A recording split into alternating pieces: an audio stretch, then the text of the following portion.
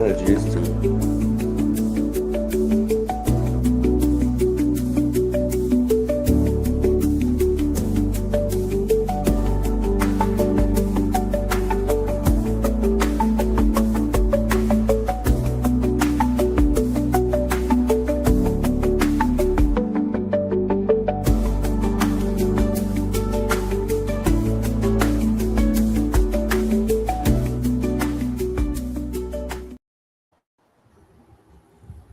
Hey everybody, welcome to the latest interview edition of Music, Movies, Sports, and Stuff podcast. And you know how we work. We like to bring people I can't hear from all over. Wait. Oh, mute mic. Are you maybe unable, he's on mute for a second. Are you unable to maybe hear I'm us? not in there yet. While we wait for the hearing to be sorted out, that's good. We are going to have on Mr. Glenn Spillman. Now, Glenn is a director. He's been an actor. He's been in the business for many a year. I'll let him explain how long he's been on the air or in the industry. Dude.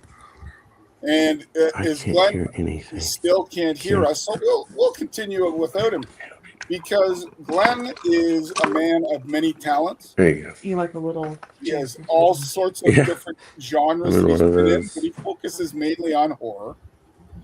And I think the audience is really going to find him interesting because he has a perspective of somebody who's been there a while, but he's also eager to keep going. And so, where's the fucking? And so then we have to figure out what these little technical glitches are. Because you know what? When you're doing things with technology, sometimes things glitch. But we can make the most of it. Danielle, can you hear us okay? Yes. Can you hear me? Perfect. So everybody, this is also Danielle Hunter. She is part of the network. She's an emerging actress who's looking for experience and having fun. And she's doing some writing. She's raising a family. She's dealing with lots here, there, and everywhere like everybody else is. So Danielle, is there anything you want to say to everybody? Hello. I would like to know how you're all doing. I am doing great. I am actually working on something that's hopefully going to turn out to be bigger than I expect, but you know, I'm not going to get my hopes up. But yeah, we're not going to let that out of the bag, but let's just say people who like what she's doing is going to like it. Yes. And so I'm just trying to tease a little bit. Can you hear us, Glenn? Yeah, I can hear you now. Hey, praise the Lord. Hallelujah. We've been hyping you up so much. Yes. I like it. That's awesome. So without further ado, Mr. Glenn Spillman. Glenn, why don't you introduce yourself to the audience? Well, good evening, ladies and gentlemen, boys and girls, dogs and cats, and all the aliens in the universe out there listening to the show. I am first and foremost humbled that you guys even asked me on the show. And for those of you who don't know me, I'm Glenn Spillman. I own Cellar 13 Films. I've owned it for over a decade now. And my main thing there is we're a full production company, but I produce, write, direct, act in horror films. That's my genre. That's my jam. It always has been. And I started off acting at 8 years old. I'm from Los Angeles, California, so it kind of came natural to me. But once I got bit by that director's bug, man, and that writer's success bug, I went full force, man. I went balls to the wall, and I love it. Sorry, I'm just turning off my air conditioning kicked in. All right. Okay. Sorry, ladies and gentlemen. Technical things always happen. Glenn can tell you. That's all right. Wow. All right. And so, Glenn, let's start you out as a young lad. Yeah. What movies and or TV shows affected your ability, not affected your ability, but made you want to get into horror films? All right. Well, let me just preface this by saying I grew up in a very strict. Uh, if anyone out there knows Christianity, and if you heard the word Pentecost, oh, they're the ball busters of ball busters, man. They're the. I'm sorry. They're like I. They're mean and they're judgmental. Everything I did, I was going to hell. So I didn't get to go to the movies. I didn't get to watch TV shows other than what my parents watched, which was I don't even remember. I mean, the news, I remember that, but as far as A TV little shows, House on the Prairie. I did that. Like I used to now they used to let me watch sometimes Saturday like cartoons and stuff, but then I would also get to watch like the um the Bruce Lee, Shaolin, Monk, the karate, a lot of martial arts stuff. A lot of martial arts stuff. But fast forward to when I was 14 years old. Um, I just um, I was in high school at 14 years old, and I met my bros. It was kind of our little rat pack, if you will. There was Bert Carranza, Pat Chapman, Leaf Yonker, and myself. And I remember Leaf. He was a filmmaker, and he's like just general getting to know each other. And he's like, "Hey man, I'm doing this film." He goes, "You want to be in it?" I'm like, "Yeah." But my first question was, does it have any cussing in it? Because my parents won't let me do it if it does. And that was my first question. And then we ended up at his house because his dad was a sales something. I met the guy twice in the 4 years of high school. I met his dad twice, and he would always be gone, so we'd always be at Leaf's house watching movies. The very first movie that I saw, horror wise, was George A. Romero's Dawn of the Dead. And I loved everything about it. It didn't scare me. But then we watched John Carpenter's Halloween, and then the Nightmare on Elm Street and Friday the 13th and all that. It wasn't until I don't know, later on we were at a different friend's house. I don't remember his name. I remember what he looks like. We were out in his garage. We saw The Evil Dead. And when I saw that film, it scared the shit out of me. Like those demon scenes. Because prior to that, I've seen people get demon possessed in church. And so I've seen it, I've heard it. But when I saw it, like what a demon really fucking looks like, I guess, scared the shit out of me. And I was 14 years old. But other than that, other movies intrigued me. We'd go to the video store. We'd start at the letter A and go all the way down. And they only let us get 3 movies a day. And we'd get them, go home, watch them, bring them back, and so on and so forth. Or I would get 3. Leaf would get 3, and so on and so forth. But yeah, all the classic horrors, man. It got me into horror because that it just immediately made me feel at home. I enjoyed it. It made me feel at ease when I watch horror movies. Yeah, It's a long answer to your question, but no, that's okay. You get all the rope you want, but I think, especially with boys, but girls as well, we have this childhood memory of going to video stores, renting movies. We really shouldn't, but the guy behind the counter didn't care. So right. I have something similar. I had a buddy, and we went to the local. It was called Bandito Video, and the guy rented us Microwave Massacre and Sleepaway Camp. Oh, Sleepaway Camp, yeah. And we were like, all right, game on. And that ending, I think I was 14 at the time, 13. You'll never forget where you were when you saw that ending. Are you talking about Sleepaway Camp's ending? Yep, Sleepaway Camp. Oh, yeah. Yeah. But if you don't see it coming, you blink and is that what I see? Right. I think the 2 movies that really creeped me out was The Shining. That movie just creeped me out, and It, the original It, with Tim Originally. Curry. I Oh. can Yes. Oh, I can remember watching it when it was on TV, and you had like Tim Reed and the cast there. John Boy was in that. Um, Okay.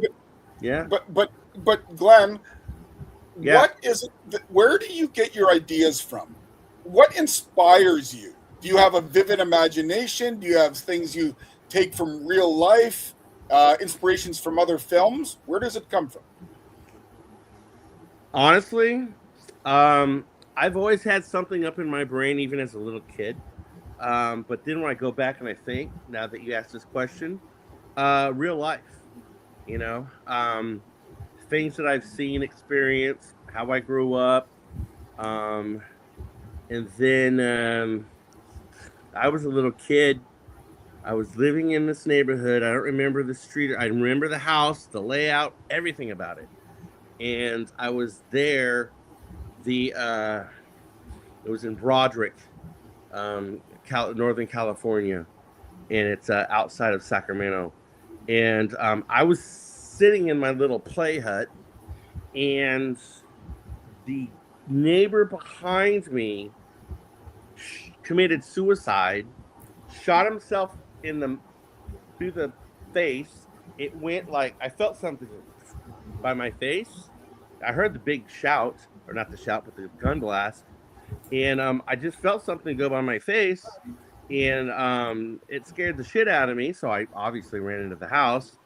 Long story short, the guy committed suicide, and that thing was the bullet going through his face, through the fence, past my face, um, and so that was a memory of mine from I was younger than my son, so I was probably 6 years old when that happened. Um, Things that I've seen. I mean, I've been hunting with my dad, um, and other members, tribal members and whatnot. The very first thing I did when they killed a deer, they were dressing it out, field dressing it, and they cut off the legs. And the first thing I did was I picked up the leg and I started playing with the joint leg because the tendon would come in and out of the end of the leg, and I was fascinated by that. And then I took that leg and I poked it in the stomach and I punctured it, and it didn't bother me. So I and then when I got into the military, some things that I've seen overseas. Um, but when I do films, when I've been writing a film, I've never said, um, I'm basing part of this off of this movie or that movie. I will take and create a whole, original. But what I do now is I'll give little tips of the hat to, like, maybe a certain shot that I've seen, like the the Quentin Tarantino shot where in Pulp Fiction where they open the trunk and the camera's in the trunk facing up. Maybe I'll do an homage to somebody, but I won't be like. Um, I have, although, looked at a movie like The Godfather, and because when the guy wrote the script, he never wrote a script before. That was his first one, and if you get the book on how to write scripts, that's the dude. And when he did the God, he's never done one before. But I look at that as inspiration. Like, shit, if these people could do it, But I do have mindsets of people like Quentin Tarantino, Martin Scorsese, people like that, because they don't give a shit. Meaning, they don't care. They don't want to offend people or make people feel bad, but they're not going to be like, well, we can't really say the F word too many times because we don't want to offend anybody.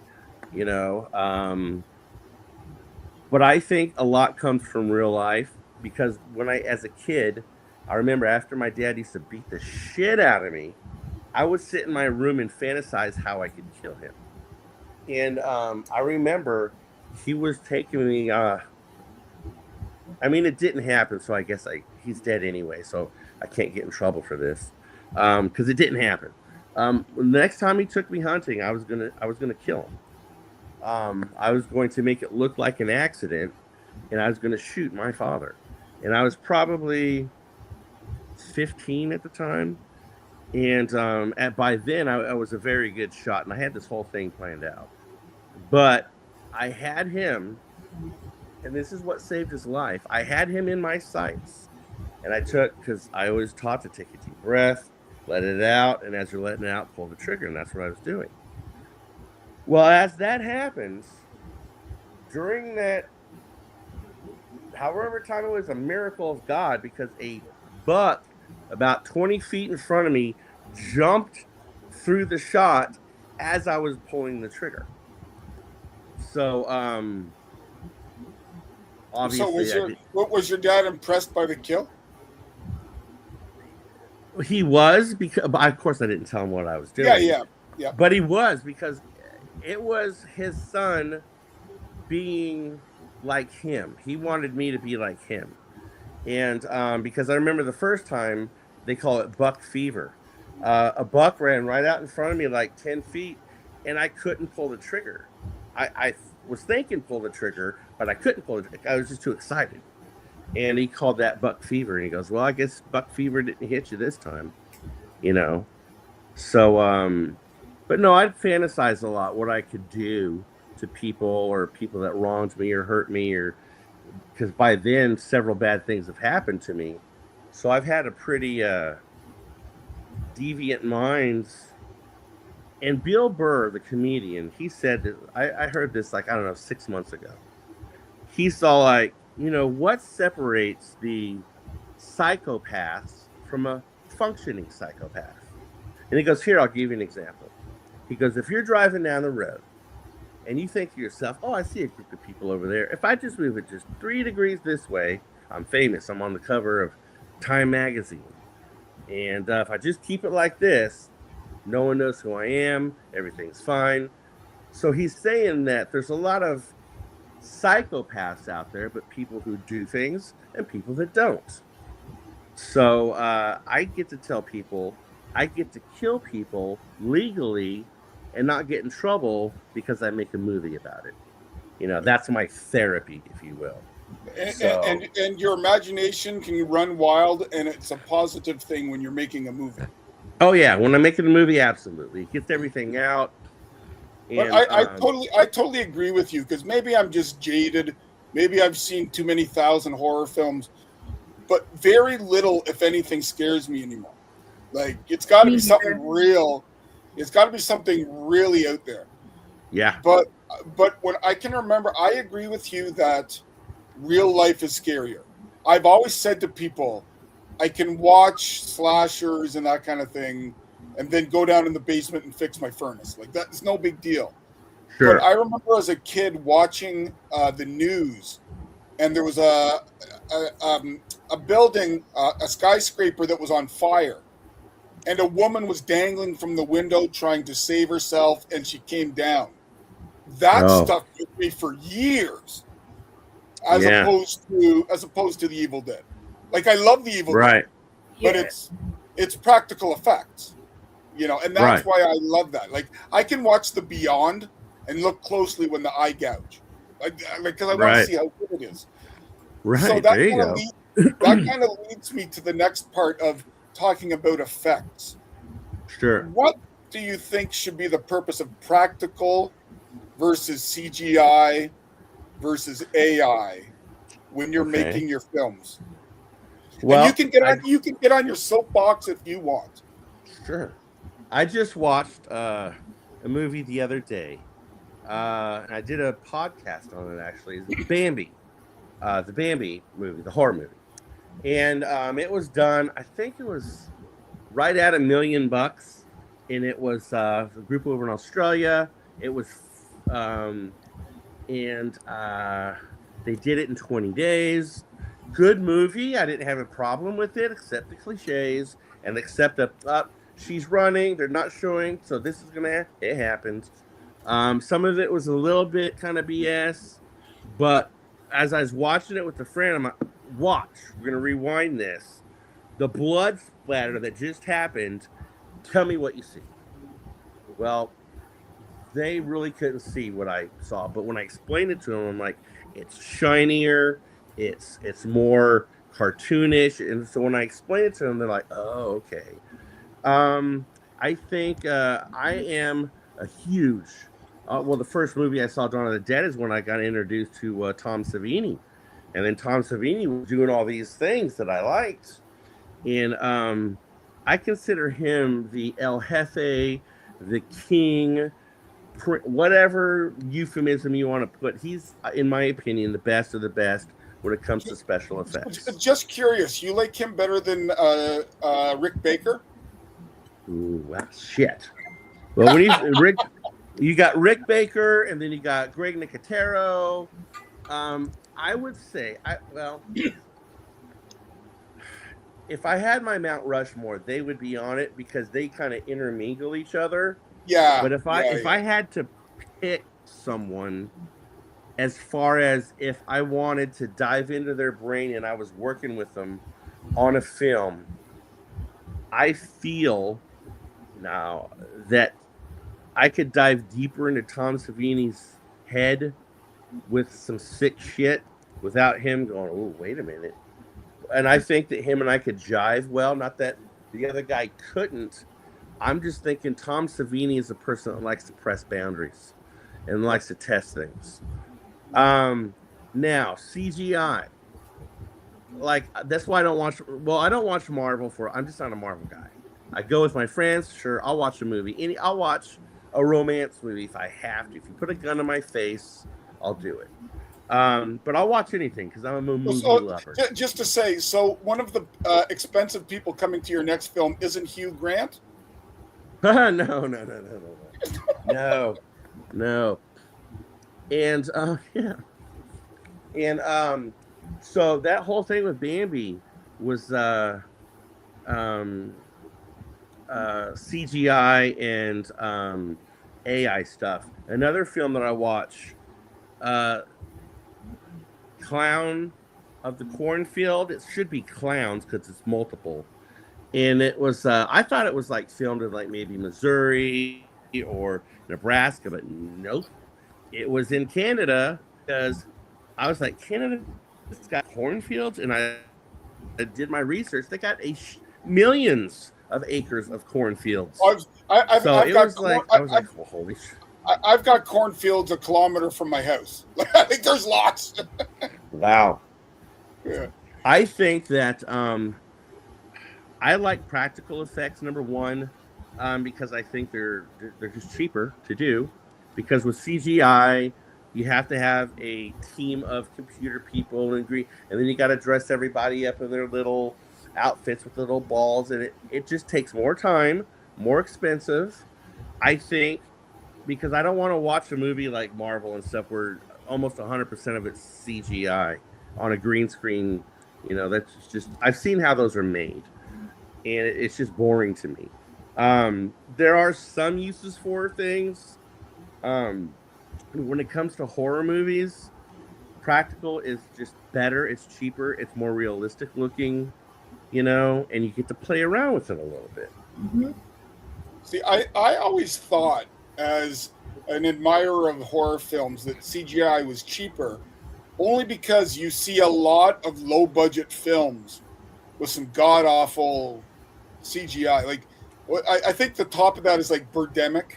Birdemic was made for nothing, and it's all CGI birds, but I didn't realize. Yeah, you could tell that because that little brick that's behind you. Yeah, I could, like, if you do like the whole, like the bird thing, it has that similar outline, like with the birds and everything like that. Yeah. You could just tell it. Because like the other day, the guy forgot to bring his blood. I specifically said, when you're leaving your house, put the blood by the door so you don't leave it. And, well, what did he do? He left it. So I had to rush. I give a girl my card, had her go to the store. She got me powdered sugar, cocoa powder, a packet of different colored food dyes, and some cornstarch. And I made my own blood. And it was rushed, but it was like a boom, boom, boom thing, but it worked. and for a scene that I was shooting, and well, two scenes because I did a really intense scene with one, and it was if I had more time to play with it, I could have dialed it in more. I thought it was a bit too runny for my taste, but it worked because I just needed to slather the guy's chest with blood so it wasn't falling off of his face. So it worked, but it was cheap, you know. And it's edible and it's not sticky like the old school Karo syrup and Well, and it's non-toxic if you're exactly. using. Yeah. Yeah. All right. What So is your Glenn, favorite scary movie? Like, what is your all-time favorite scary movie? what's the one? It doesn't necessarily have to scare you the most, but the one that you are pulled to more often than not. Yeah. Like that I enjoy watching. Yeah, you're sitting at home. It's Sunday night. You don't want to watch football. You want to Yeah, throw the a movie lights are on. off and you got the popcorn and you're like, yeah, let's get this on. Yeah, your Oh, wife is looking for a romantic evening, and will say, "Hey, honey, let's throw this in." well, for me not to want to watch football is a sin, but if the Raiders aren't playing, I don't care anyway. So for that, it would have to be any of the Saw movies. Probably the first few because number one, it can really freaking happen, and two, because it's between that Hostel, the first one, and then Human Centipede, the first one, You know because that. what? Yeah, What's up? Oh my god, I the was, human I was just gonna centipede. say, for me, the Human Centipede, the first one, other than it being a bit gross, is just a survival film. Exactly. And I love the second one. It's brutally brutal, and I Yeah. Yeah, love that. I The couldn't like third, watch it all the way through because like when I was younger, when it first came out, I was like, what in the world is that? Like, what are they doing? How are they doing that? And but then it uh, just made me sick. But now that I can watch it, I can be like, oh my god, that is so cool. but to Right, but me, I think the Saw movies because he gives them yup, redemption or a yeah. chance for redemption. You Yeah. know, he just says, but he's teaching these people a life lesson that if they get through that, it will change their life for the better. That's why I like it. So we've been talking a lot about your inspiration, the creative process, but let's let the listeners and the viewers know, what are you working on now? Or what do you All have in right. the hopper? Or what's coming out for us to see?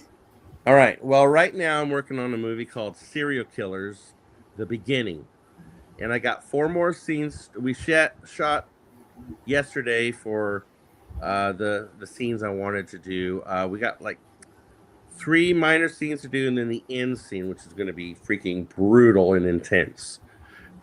It's based off of real life events, and when I say not loosely, I'm talking like 90% of the film really did happen. Um, every single character in that film is based off of a real person that I know, have known, or have met somewhere in the world at some point in time. When I first started the film, I was basing it off of the first short film that I did was called Thanks for the Ride. And it spawned serial killers. And I basically, because when I was a child, on more than one occasion, I was molested. So I was making this a true to life revenge film because one day I heard, because my daughter, and it also spawned because my older daughter, Paris, was abducted when she was 4 years old for 6 months, and her mother was trying to sell her into sex slavery. And I found out that here in Sacramento County, in the past 10 years, around 13,000 people have been sold into human trafficking and sex slavery. So that spawned the idea. Well, shit. And then I wrote the movie, and then I told a friend of mine about it, and I'm like, wow, dude, that's pretty fucking awesome. Why don't you kind of, if you can, why don't you fit my story in there? And then another friend, and another friend, and this person, and that person. And then all of a sudden, I got all these characters. So I wrote Serial Killers. It is a modern day vigilante movie based off of this guy that started the dark web back in 2002 with a German and Russian engineer, basically initially for mercenaries and people of that lifestyle to work covertly with other people and governments like that to give them anonymity. And then it grew into what it is today. And it's a bunch of people that are targeting child molesters, rapists, stuff like that, and they eradicate them off the earth. So this is Charles Bronson to the next level. Oh, on steroids. Steroids. On have steroids. Have you seen a film that came out? Oh, was it 2012, 2013 called Found? Yes. It's Yes. it's eerily reminiscent. Like, I'm not saying you're copying or anything, but it's of that same vein. And honestly, Glenn, if you give me a screener beforehand, I can't wait to watch that film. Oh yeah. And like when someone says, and I appreciate that, because when someone says, "Oh, it sounds like this," I'm like, "Great."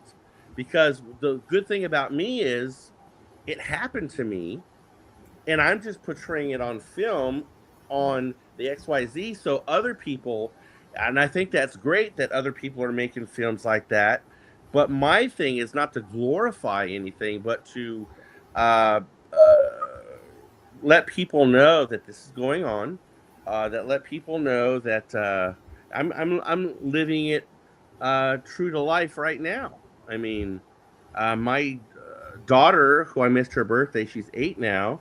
Her mother, I put that term loosely, abducted her Easter. I haven't seen or heard from them since. I have no idea where they're at. I know the kind of person that her mother is. I know the kind of people that she hangs out with in that type of world that she likes to live in. So I think every single night, is my daughter safe? Is she not? But I have to put that in a little box because I can't let that consume me, because if it does, I'll go fucking crazy, you know? But and then the other one that I'm starting in November is called Resurrection in the Field of Blood. And And I know you've kind of teased us a little bit behind the scenes, but say what you're allowed to say. sure. I have, well, number one, this vampire film, the way that I wrote it has never been done in the history of cinema. The way that I wrote it, the type of the folklore and whatnot, never been done. You've got your romance, vampires, all that cliche stuff, but this isn't like that. Um, it You can go on my site and see things, you know, the synopsis and whatnot. But I took off I call them the four horsemen of the apocalypse, as far as the actors that I don't have just attached to this film, that have signed the contract. Um, I will say this: between the four of them, they've been in 672 different horror movies. Um, they're all, in my opinion, household names. Two of them for sure, and one of them guaranteed. Anywhere that you go in the world, they will know who this individual is from the iconic horror characters that they've played. Um, I can't fully, because the film's not fully funded yet, so the agent said I can't use their name or likeness, but I can give hints. Well, I was just going They're to say, from what you've told me, they're from some of the most iconic franchises in horror. Yep, yep, you'll definitely know that. And for the main character, um, they have never in any movie that they've ever done played a character like they're going to play in this film. It's going to flip the script on what everyone thinks that this person was going to play in this vampire film. And so I start that in November, and it should Now, be. will that be released theatrically or Oh yeah, streaming? I've already got a letter of intent for release, and I haven't even shot one film frame, and I've Will, got will distribution. Will serial killers be theatrically released or straight to streaming? Yes. Yeah, no. I want it to go. And here's what I'm thinking. Because if you think of the kind of movie that it is and the subject matter, where I'm going to make, and I'm not in it for the money, but yes, I do this for a living, so getting paid is always nice, but that's not my main motivation. Um, but people like over in Germany, Japan, China, Korea, they're gonna feast off of this film because the subject matter that I do and what I do within the film, as far as the type of kills that I do, it's pretty intense, to say the least. It's right up my alley, Glenn. You and I are both practical effects extreme horror fans. So Yeah, is there now? Let's just get into the theoretical now. sure, If you had a budget that allowed for it, and sure, I've asked you this before, and I'm curious if you'd answer the same. Who sure. would you have in a horror film? Two actors that you don't normally associate with horror films. Who are you going to take out of their element? Um, Because I think of like when Robin Williams did 24-hour photo. sure, That's a very different than anybody had ever seen Robin Williams before. sure. Is there anybody you think has the acting chops to go from comedy or drama or action into a horror film? Yeah. Went to the University of Texas. Sometimes teaches there. Has a house outside of Austin. Loves barbecue. All right, all right, all right. All right. Yeah, Now, it'd be I'll Matthew argue. I'll McConaughey. argue he's been in one. He was in TCM4. But the what I would do with him would make that look like Disneyland. Oh, But if I, that's. Go that's ahead. a bold statement, yeah. Yeah, that's awesome. I would, but if I would venture to say, someone who's an action star that I would put in, and it does a lot of comedy with like Kevin Hart and stuff like that, would be The Rock. You know, I know he's done a lot of. Do you think he could pull off being someone who's evil or unliked? Because he's got such a Hulk Hoganish loving, Yeah, I could do that very easily. And I could flip him two ways. I could turn him into a sniveling pussy. Excuse my language. And turn it and flip it to where he's pushed in a corner and then he unleashes holy hell. That's one part of the spectrum. But the spectrum you're asking, if I could turn him into something that people would absolutely despise and hate, oh, absolutely, I could. Could you? Absolutely, Because I could. that's always the challenge when you get like those horror films that used to have like William Shatner in them and things. Mm-hmm. You think of actors in a certain light, and then you don't, and it's not easy to flip that switch. No. Yeah. And one other person on the female aspect of things, God rest her soul, she just passed yesterday, I think. Dolly Parton. Dolly Parton, she hasn't acted in ages, but I'm sure you could do something with that. Well, would you make her the loving one that turns, or just make her evil to start with? I would have one tragedy that happened to her in her younger years that flipped a switch inside of her, and ever since that switch has been flipped, she's been on this continual type of. But no, I would turn her into. That. She is a phenomenal actress. But I would turn her because she's known for being so sweet, so kind. Yep. So Loves Southern. her animals. Loves her social causes. See that's where I would fuck everybody up, because everything that she's known for nicely, I would put a twist in the movie, and I'd make it twisted for sure. To me, one of the most maniacal women in any film I've ever seen is Susan Tyrrell in Butcher Baker Nightmare Maker, And I could easily see Dolly of 15 years ago even playing that role. But she just, like she's got that Kathy Bates-ish in her, I think. Yeah. Yes. It just doesn't come out.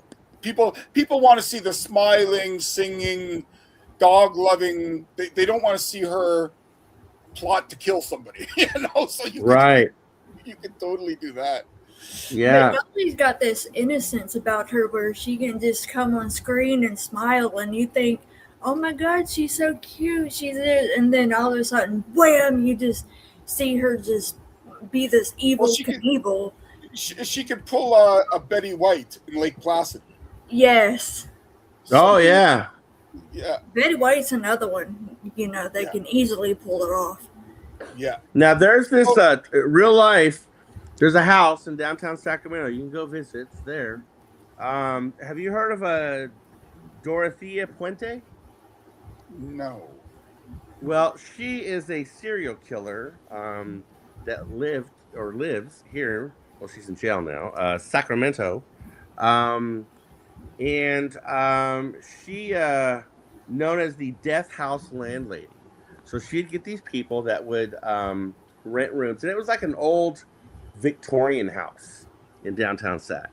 And she would kill them, and then collect their monthly checks, get another one in there, kill them, do the same thing over and over again, and just bury the people or cut them up and feed them to her animals, just weird shit. And she did it for decades until it's like a true life serial killer here. Now, does that help you with any inspiration for potential characters? Yeah, it does, because what I like to do, and people like my writing partner, he's a little, I wouldn't say he's one. All right, so when I talk to developing a certain character, I want to go when I first started, like with different killers and whatnot, I wanted to go talk to killers, like Charles Manson and like that, to where what made you or motivated you, whatever word you want to use, to be like, okay, I'm going to go do XYZ, or okay, I'm going to have my people go do XYZ. What was your thought process? Because I know that you were on a lot of drugs and whatnot, but forget the drugs. If they weren't there, what motivates you? Because I would take little pieces of information. I like when I was doing a mob film, I went and I talked to actual mobsters and all kinds, Irish, Russian, Italian, Chinese? No, Japanese. Japanese. Yeah, and I told them what I was doing, and then when I did some stuff on bikers, I have a friend of mine whose uncle is in the Hells Angels. I'm like, well, I want to talk to him, and I want to talk to him in their place, where they hang out, and I like to go to the source, because they're going to tell you stuff that the internet's not going to tell you, So, yeah, that is a motivation for me, because I could be sitting, like I was reading a newspaper one day, and in South Carolina, there's a guy who died from eating a Carolina Reaper pepper. So I looked up the Carolina Reaper. I saw at the time that it was the hottest pepper in the world. So I started thinking, and immediately within minutes, I had this story in my head, and I wrote a short story about 30 pages, and it's called Carolina Reaper.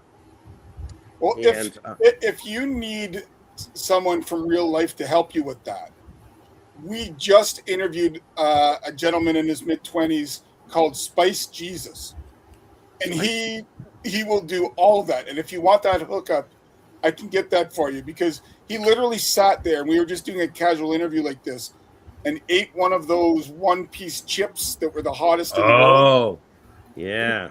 And then he also infused his own tequila with scorpion peppers and let them sit for 2 days.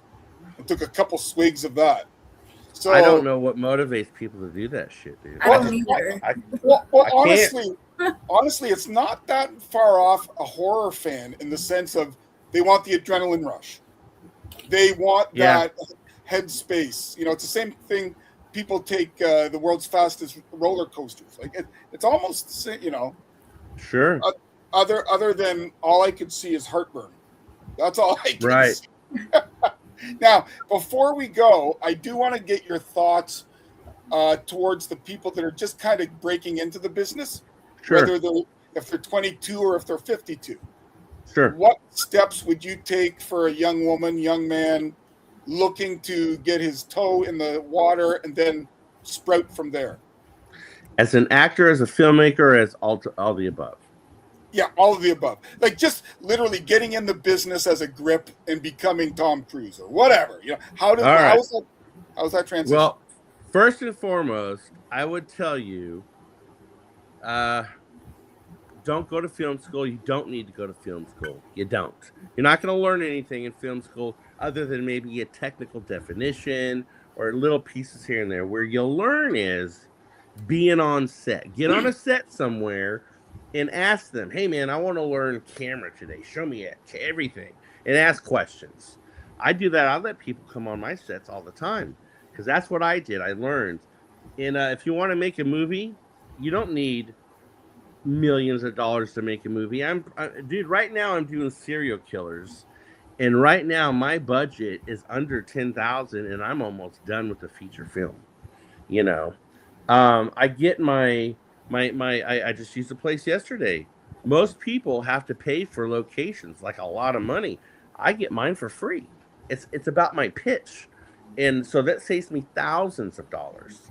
Um, I get if you have and you don't have a camera, you got one of these, a smartphone.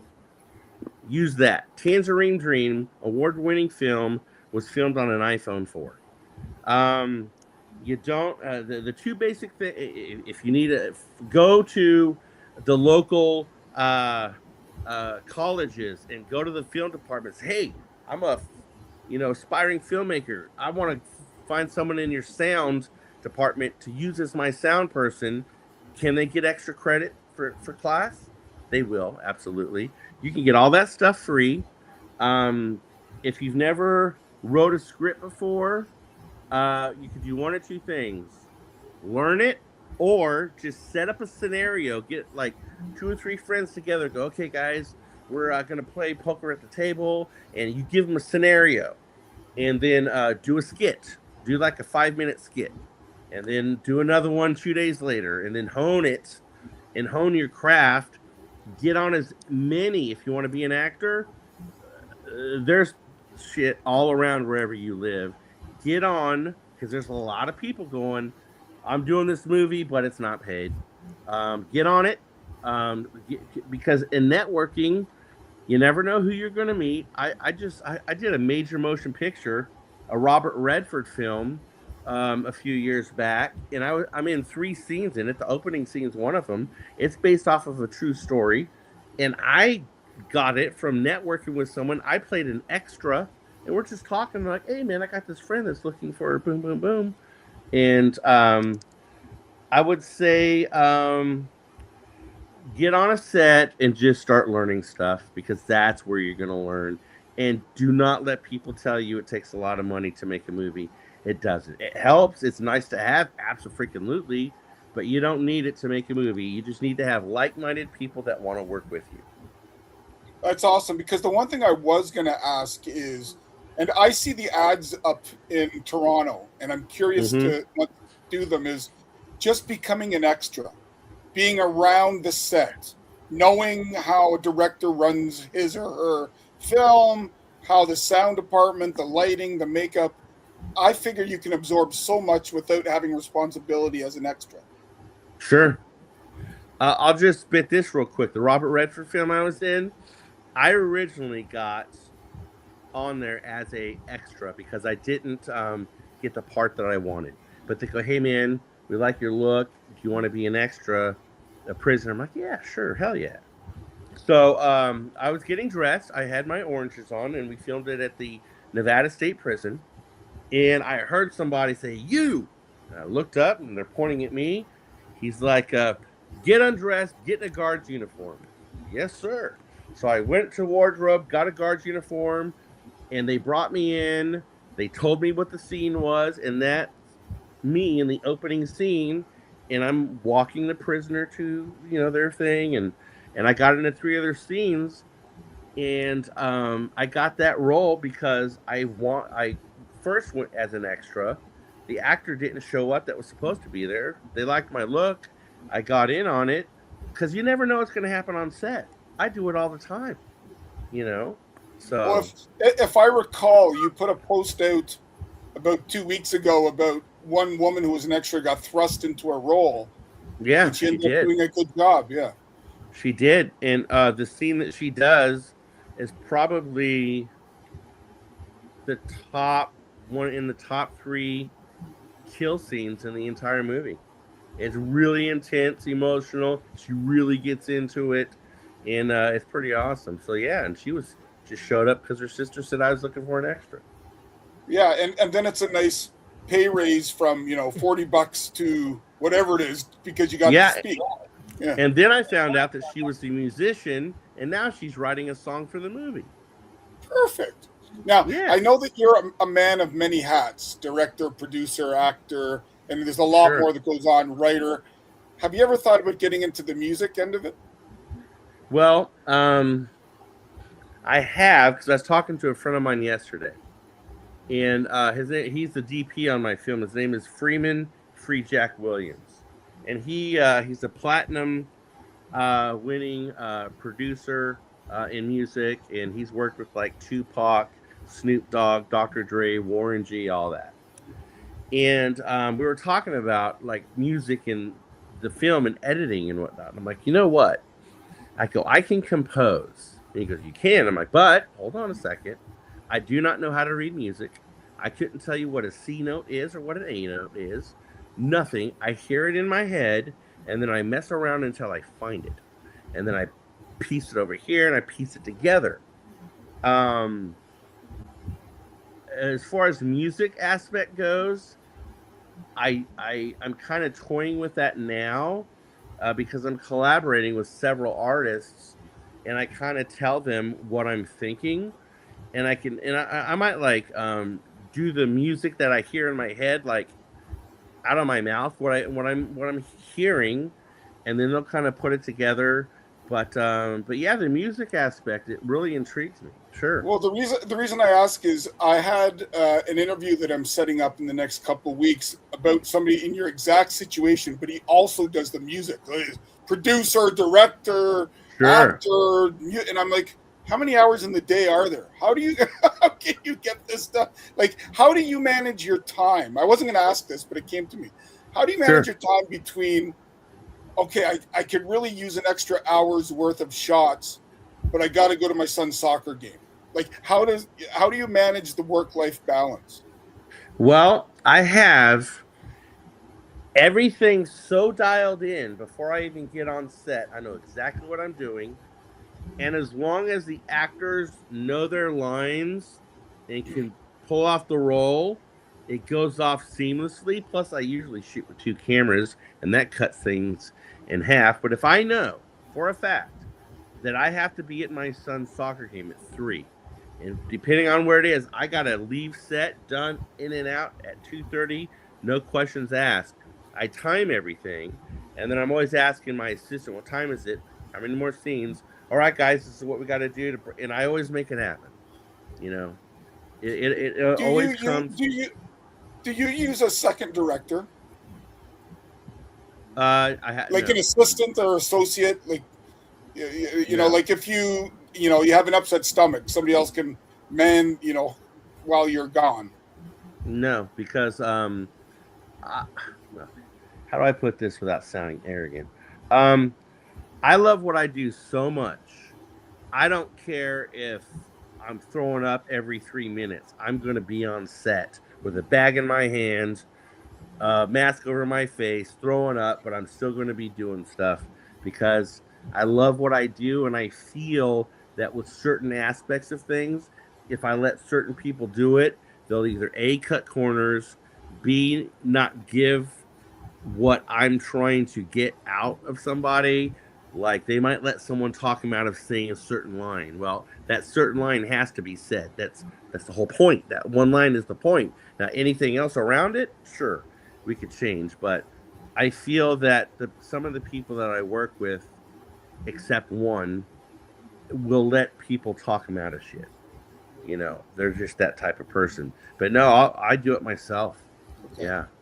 Because I know, like, for the bigger productions, sometimes you see assistant director had to take over a scene yeah. or whatever. Oh yeah, there's times to where I was on a film set to where I was shooting a scene.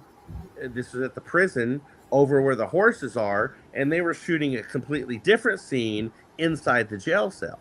So that was the assistant director doing that one over there, and then but no, on the bigger ones, they do have their place.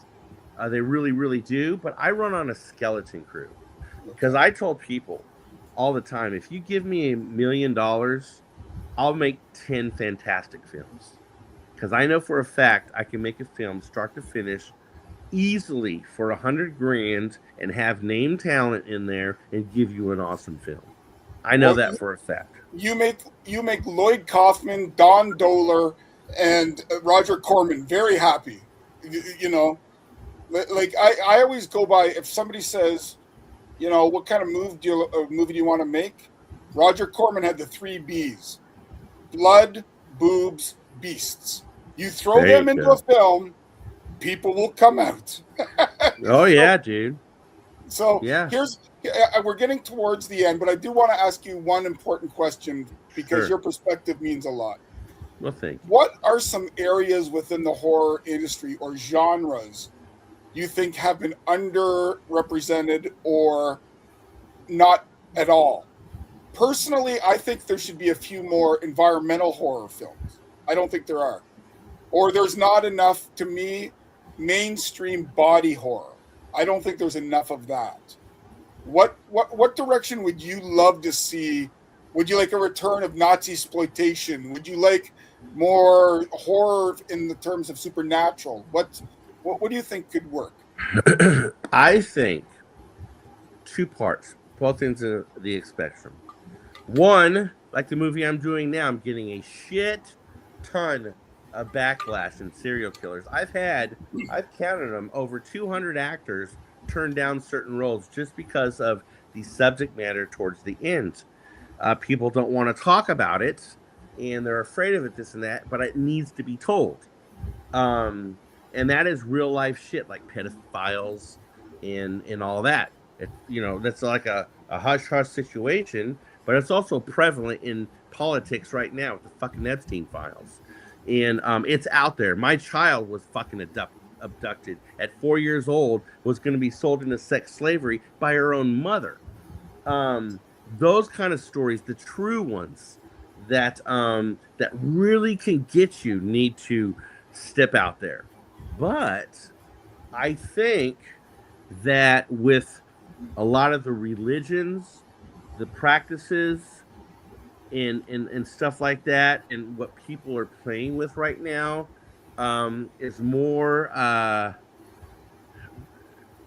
things that like demons and shit, because people are messing with the Ouija boards, people are messing with seances, and people are messing with all this stuff and conjuring up elaborate things so they could be better in wartime.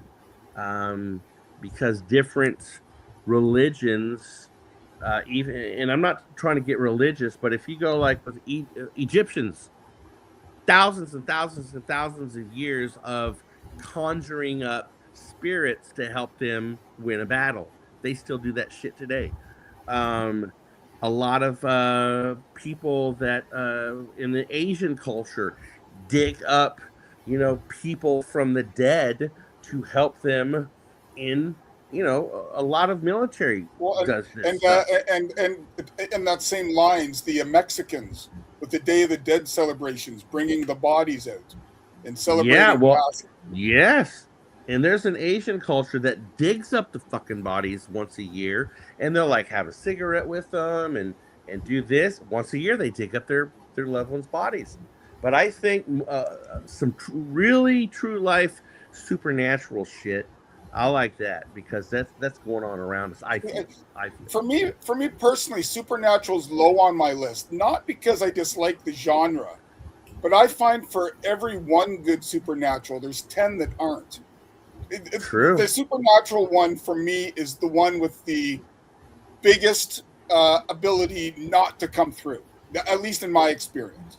Sure. Like I'm not a big fan of the Conjuring series. Oh, okay. Because I like Ed and Lorraine Warren. Sure. But other than the first one, I find it a bit. Oh yeah. They go off the fucking rails with sequels. But the guy, it's been within the past year. They were doing an Annabelle tour, and he's fucking around one night, took it out of the cage, was messing about, and that dude was dead within 24 hours. Did you hear about That the one that with the motorcycle? He was tapping on her case and mocking her and saying weird stuff. Well, they were going home, him and his girlfriend, and they crashed and they died. Yeah. Yeah, I truly believe. And then Matt Rife, the comedian, he bought that house and he uses it as a, from what I understand, an Airbnb for, which is, it's a smart money maker. But I would love to talk to him about, hey, you're using it as an Airbnb. Let's take this, a step further. And, I would talk to him about like putting hidden cameras up, not in private areas, but hidden cameras up all around the house to see if some people that do the Airbnb go through some shit and just to see what happens. All of them. Yeah.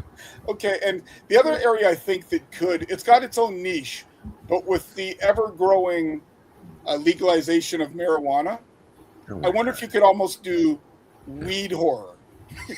You can, dude. Do you know how many fucking weed horror? I think there's like 3 of them, and I watched it, and I'm like, there's no fucking way this is real. A friend of mine says, dude, go look at this movie. It's called Killer Bong, and I'm like, oh, Killer Bong. I find them fun. They're not. Yeah, good. it's a real movie, and then they got one, and I'm like, let's get outlandish. Let's see if there's really a movie out there like this. I'm like, is there a movie about a killer vibrator? And lo and behold, there freaking is. You know what's a good one? If you ever see the German film Killer Condom, it's a good film. I gotta start reminds researching me some of. stuff. Have you seen that movie Teeth? Yes. Yes. Yeah. Yep. I'm crossing my legs as we speak. Well, if you do that, you're really going to cross your legs at the end scene of Serial Killers. Because I do something that's Is it worse than Antichrist? Dude, you've never seen this. You've never seen it. I promise you that, because I get creative with the area. We gotta watch it with the lights off. I want to watch it with the lights off. I'm looking for shooting nipples and exploding penises. That's what I want to see. You're on kind of a. I do. Well, I can say this part. There is a part to where they're like not tantalizing, but they're trying to get information out of this guy, and each individual, they're kind of like, this is where I do an homage. I do an homage to Quentin Tarantino, Reservoir Dogs, where that guy turns on that music and he's kind of dancing a little bit. And, and so I'm going to do an homage with one of the witches doing that, but they're going to be like cutting off a nipple here, tossing it off. Nipple there, tossing it off. And they're going to be doing skinning them a little bit. But what I do to one of the guys, his area, I'm telling you, dude, it's really freaking brutal. I've got a friend, Raul, who does a podcast called Headlong into Monsters. And his big thing is he loves when things happen to penises.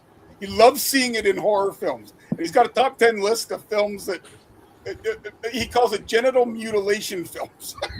Well, this is going to be one of them. This might make it into his top 10 because I I'm had a sure. special effects artist in Los Angeles. She made me 3 dicks, all different sizes and girths and Wow. whatnot. They look real, but the end that's cut off, it's got the stuff inside, the bloody this and that. But what I do to one of them, yeah, Oh, it's very cringeworthy. You're going I for the will- Emmy, yeah. Yeah, I will wait till you give me the screener, and I'll just sit there quietly and dissipate. Oh yeah, dude, it's gonna be awesome. I'll tell you Oh. that right now. Well, Glenn, this has been absolutely amazing. But when I Yes. finish my interviews, I give 3 questions so the audience gets to know who you are. Sure. If they haven't already. First question. Yeah. What sporting team, if any, do you support? Well, give me a sport and I'll tell you. Yeah, I Oh, know there you you're a Raiders fan. Are you a Sharks fan? No, I'm not. I am. So we'll go by sport. So Perfect. basketball, Los Angeles Lakers. Baseball, there's 2. There's the Los Angeles Dodgers and the New York Yankees. Of course. But it would always be the Dodgers. Number 3, when it comes to hockey, it's probably the Las Vegas Golden Knights. Okay. Yes. And in football, it's going to be the Oakland Raiders. Now, I do like the Cowboys, and I watch them because where I went to school, a lot of the players have made it there. But a friend of mine that I've known since a kid now just got drafted to the San Francisco 49ers. But I will not. I'll vote. I'll root for him personally, but not the team. I'm a Raider fan for football. Awesome. Fair enough. Fair enough. Favorite all-time musical artist or band? Men at Work. There you go. That's a good one. I like that. That's a good Colin- one. Yeah, Men at Work. Colin Hay is still kicking around somewhere. Dude, he touring. is. I met him when he did the Crest Theater here, and I love all Sweet. his personal work. He's been in a few movies, and I want to get him in one of mine. But all time, without a doubt, because their music got me through a lot of stuff. Men at Work by far. They're underrated for sure. Yeah. Yeah, and one more. If you go into a bar or pub and you're ordering 2 pounds of wings, what flavor are you ordering? Garlic Parmesan. Okay. I'll see what because some of them have different flavor. But if it's the basic, they're gonna find anywhere. I would do garlic Parmesan and just like a barbecue. Hey, Yeah. Perfect. sweet and spicy. There you go. Or sweet and You don't, tangy. you don't want the triple X scorpion. No. Well, Glenn, this has been awesome. Danielle, is there any last words you wish to say? When you're on set, what is your favorite role that you've ever played? As an actor, Yeah, Mm-hmm. an actor. Well, I would say rubbing shoulders with Robert Redford would be pretty damn good. yeah. Him, probably talking on set when they're doing the scene setup. I like talking to like the old school guys because they're telling stories. They're down to earth, like Bruce Dern that I met on the Mustang. He was old then, and he's still alive now. But he's Yep. been in a lot of Clint Eastwood movies. Yep. And he just sat there and just story after story. I like just getting to know people. That's my favorite part of being on See, set. for me as a movie cinephile, I have a real affection for working actors as side characters. I love character actors. Charles Durning, those type of actors would Brian Dennehy, like these kind of Yeah. Michael Ripper in all the old Hammer films was always the judge, the barkeep, the ditch digger. I mean, you can have Ben Affleck as your lead, but if your side characters can't hold it, what good's the film? Exactly. Exactly. Anyway, Sam, do you have anything you wish to say? No, I mean, I think it was a good interview. Obviously, we'd love to have Glenn back. I did want to say on a general level, it's been a rough couple of days. Condolences, rest in peace to Tim Curry. That's a big loss there. On top of losing Dolly Parton in the same day, that's a really bad day. Yeah, shit. And then Hayden on August 16th. I don't know what's going on in the world, but something. I mean, between the musicians, the actors, and all these people are dropping like flies. I mean, I don't know why. I don't know if it's a full moon somewhere, what's going on, but it's not cool. But much love and respect for that. Tim Curry, great career, a lot of memorable roles. You know, same thing with Dolly Parton. A lot of great music there. A lot of good ones have gone. So I just like to say, for those that have inspired us, those that have come before us in our respective fields, there, you know, we obviously pay tribute to. A lot of people wouldn't be where they are without them. So exactly, gone but never forgotten. There you go. Absolutely. And just on one final note, when I was, I think, 11, I watched the movie Clue, and I watched the shit out of that. I taped it off TV, and the tape went dead. Like, I watched it so many times. You wore it out. Yep. I wore it out. Well, on that, I gotta say, the first Tim Curry movie I ever saw, we used to sneak in the theater at the midnight movies, and what did they play at midnight movies? Rocky Horror Picture Show. Yep. My team was it and Rocky Horror Picture Show. Yep. I didn't know anything. I didn't know what gay was, straight was. I didn't know what transvestite. I didn't know any of that shit. Because all I knew was people were having fun in the theater, throwing the rice, the water, the bread, all that. It's fun. Yep. Fun. Did it inspire you to get doing the time warp? Yep. Yeah. Trend setting.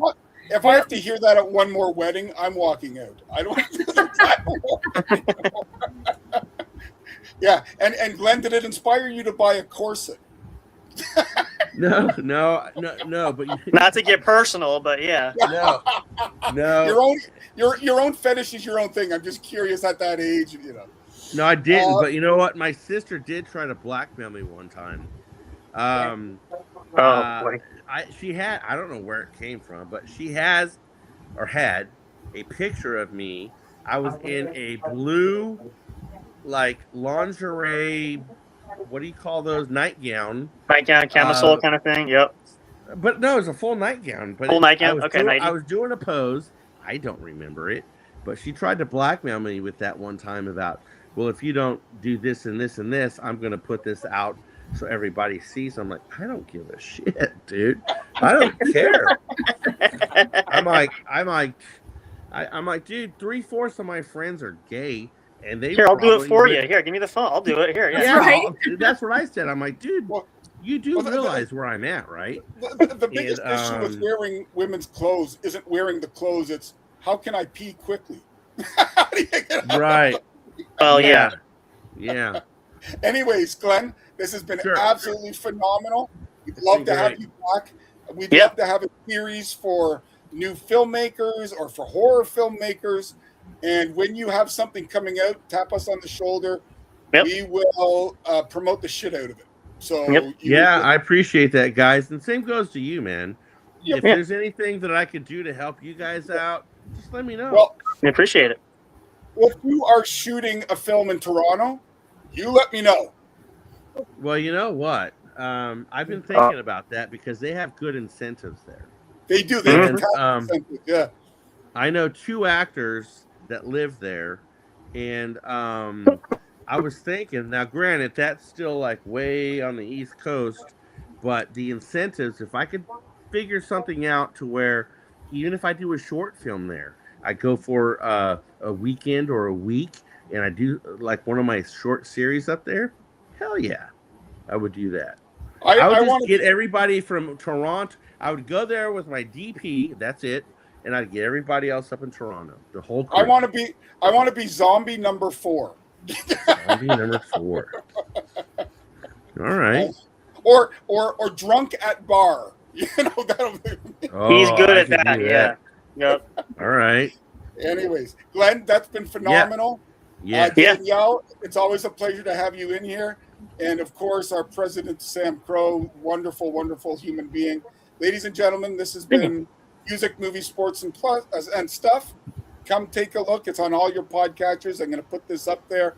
If you want to get in touch with any of us, we're not that far. We don't bite unless you ask us to. Yep. Have a great evening. No drunk driving. Let's be kind to everybody, and let's be good people. All right. Thank you for watching. Peace Good out. night, everybody. Bye-bye. Peace out.